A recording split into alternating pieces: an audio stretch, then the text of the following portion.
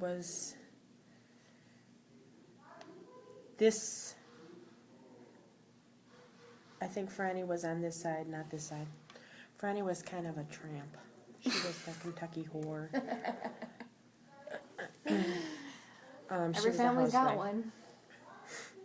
So there was Audell, Francine. There was There's Francine. a Franny and a Francine? Yes, Oh, Francine, but I can't remember the name that she went by.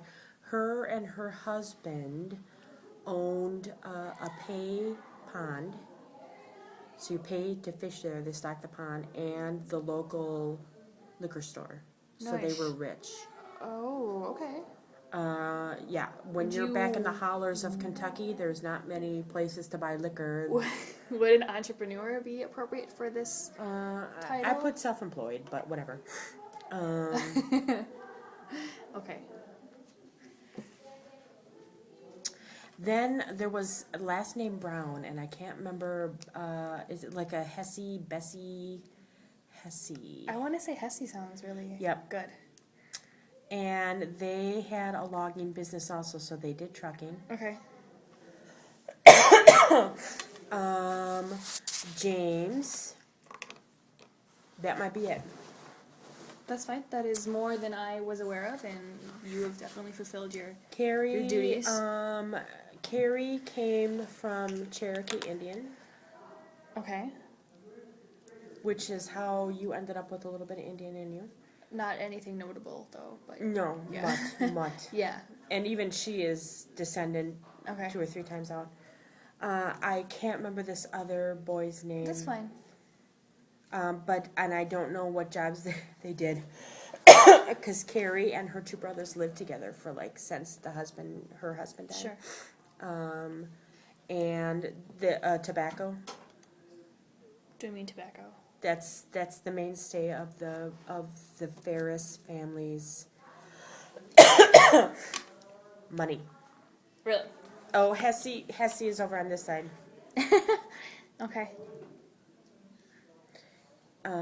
Yep, and this is the truck. This is no. not... You didn't know any of these people, did you? I mean, you knew Carrie. I know. No, Carrie I knew is. all these people. Did you? Yeah. Okay. I remember a little bit of Carrie. Men die early. Yes. On Dad's side of the family. Yes. So all my dad's still kicking, and he's kind of old. He's 50. He's outlived the majority of them. But that's why I didn't know these people, because they just died. Sure. Young. That's fine. That's more than what you need to do for your Genogram. Oh, here, there was a Linda. Is it Linda Jr.? Yes. She had a son that had spinal bifida. Okay. And so she stayed home and took care of him. And I mean, he didn't work or anything, because that's kind of debilitating. Well, it's her kid. Right. So when I knew him, he was a child. Okay. I have no idea what he's doing now. Okay. That's fine then. But that's actually very good. That's more in depth than I was able to go with mine. And I think this gives a pretty good interpretation of what our family does. So I don't know where a Masters of Art Therapy fits in with all of this, because obviously I don't. Well, this is, we didn't do Dad's side of the family. My dad's side of the family. So I don't necessarily feel Clara. like my career choice has been influenced by past careers at all. Well, you can see that our branch of the tree is more white collar, and then on Dad's side there could have been white collar, but there was no motivation. Well, they didn't promote schooling. Well, for where they lived. And then your dad's mother's side of the family were tobacco farmers living in the backwoods of Kentucky. For where they lived in the time, it wasn't necessary. Well, these people are Appalachia people, and they are happy to live off of state-funded programs. Okay, whatever. They are. And it seems to work for them. Well, it has to, because with tobacco, you get paid 1 check per year when the harvest comes in. How do you live like that? Exactly, which is why there's all that state-funded coal, because it was coal-fueled houses. Fanny's house actually had an outhouse. That's scary. They all lived in trailers, aside from Audell. I can't Well, even actually, the imagine. Prater side had houses. The Ferris side were trailers. I can't even imagine how you live one paycheck a year. Which is why there was a lot of state-funded But that help. paycheck has to be substantial. It's huge, but what do you do when there's no such thing as a budget, when you've got to learn the budget and you get a huge amount of cash influx at one time? No kidding, I'd go shopping. You go out and spend stupid things. Yeah, no, and you need the budget. keep in mind too that they lived in the poorest areas of the country. In which Back then, which was 1980s, because you were born in 89, a 12-pack of Pepsi, and I don't know why I remember this, but I remember it, was $6 back then. oh my god. So can you imagine? They charged these people and raped them with their groceries and stuff, so you almost had no choice but to be on state-funded things. Because Okay. you got the one check a year. Yeah. It had to last throughout harsh winters. Yeah. And the prices, even though these were the poorest people ever, were outrageous. Oh my god. That's just incredible. I can't imagine living that way. But Neither could I, which is why we picked up and came back here. well, I mean, it obviously worked. There's plenty of generations, plenty of kids, plenty of people living. I think it's because they know no other way. Okay. Until you've lived in the back hollers of Kentucky, you couldn't even understand how that way of living is. No, I can't.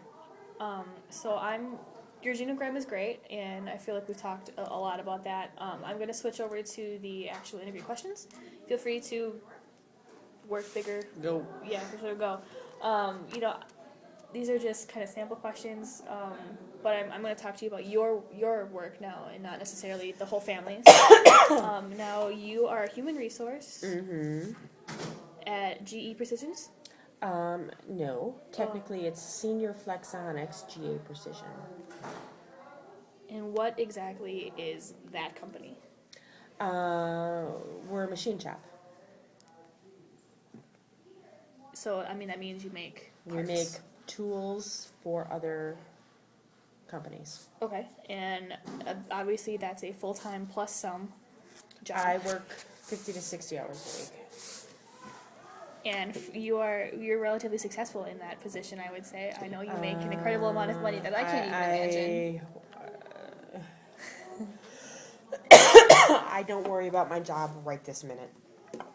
Okay. Hey, that's pretty good. And, you have... Oh, we'll get there. I'm getting ahead of myself. What are your, responsibilities as far as being human resources? Employee relations, payroll, Okay. Are you benefits. in charge of discipline? Well, that's all part of employee relations. Oh, okay. Recruiting. Now you do interviewing, and that's a part of recruiting. I do hiring and firing. Yep. Okay. Hiring and firing. All right, I love it. I'm going to use that. I love it. Okay. What do you like about your job? It's something different every day. Anything else? No, that's the main thing. It's, I am the bartender of that company. People come to me with their problems, and I do therapy sessions. I do marriage counseling.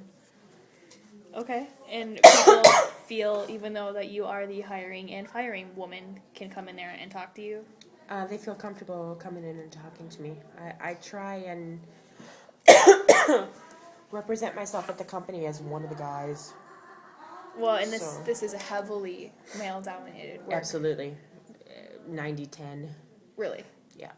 I gotta get that job, seriously. Some dislikes. It's something different every day. Okay.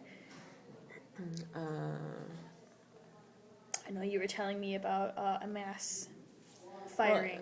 Well, yes. When business is slow, we have to let people go, and it's very hard to change people's lives. Yeah. And I guess my bad thing about my job is that I'm everybody's best friend when I give them the answer they want to hear, and I'm the biggest bitch at the company when the answer is not what they want. Right. It makes it tough. That's tough. Okay. Now, as far as your whole work history, have you ever done a job like this before? I mean, Sumitomo I know was very similar. Sumitomo was exactly. I just did it on my own. Sumitomo was 100 people, and I did it on my own. This is 400 people, and we have 2 people doing it. Okay. Before that, I did human resources at Planned Parenthood. There were 2 of us there too, but it was a completely different atmosphere because it wasn't manufacturing; it was a nonprofit. Right. Before that, I did human resources at El Verno, which I was just learning, and it was an assistant job, so I didn't get into the meat of anything. Right. But I had my own office. Which brings me to the next topic, education. Now, you went to Alverno. Uh-huh. I can't spell Alverno. And what did you graduate with? A business management degree with a minor in human resources. Well, actually, a business management degree focusing on HR and a minor in English. Okay. Sounds really boring. Yet I'm making a ton of money, and you're making Well, $850. I'm still in school. Okay. Just look at 18-year difference here. Education. So, and that, I mean, you're obviously working with your degree, which is great, and you have been for a while. I have since day one. I was recruited right out of college to Sumitomo. Really? Mm-hmm. They came to me. That's great. That's Actually, ideal. they came to me, and the Medical College of Wisconsin came to me too. I had 2 job offers on the table on the day of graduation. That's awesome. I chose Sumitomo because it was a generalist position, so I could learn a little bit about a lot of things. The medical college would have been strictly benefits. In hindsight, I probably should have taken the medical I was college. going to say, do you have a wish that you would have done something different? Because once you're in HR, whatever branch of HR that you're in, you're stuck. Okay. So HR manufacturing is where I'm going to retire. Now, if I'd been in HR healthcare, it may have opened other doors. Yeah. I mean, there's different branches of HR, and once you know it, you're, in essence, stuck there. Okay. I kind of feel like you can do like everything though with the job that you've picked now. You're not necessarily have a specialty, but you know how to do all of it. Yeah. Which isn't necessarily a bad thing at all. Well, yes, and I think the company that bought us out is looking at that too, wondering why I have a boss. Which is, I think that's great though. I really do. I really do. Now, if you were going to go back to school, would you have done something different? I originally went to college for accounting. I was 2 years into it. Why did you switch? Because we got to contra accounts, and I was lost. I don't even know what that means. We got into the meat of accounting, and I figured out, or I realized that I couldn't sit at a desk for 8 hours a day looking at numbers without some interaction from people. Okay. HR allows me to do some accounting work and balancing along with interaction with people. So that's Okay. kind of why I switched. So let's switch gears a little bit, and we're going to talk about, your relationships, your friends, what you do outside of work, what are your hobbies, kinds of things like that. Now, you are, I know you're a single mom. You've been divorced for a long time. 10 years. Oh, that's longer than I thought. Do you think that influenced your career choice? I think it influenced the reason I went to college. Okay. I was looking at the prospect of being divorced with 2 small kids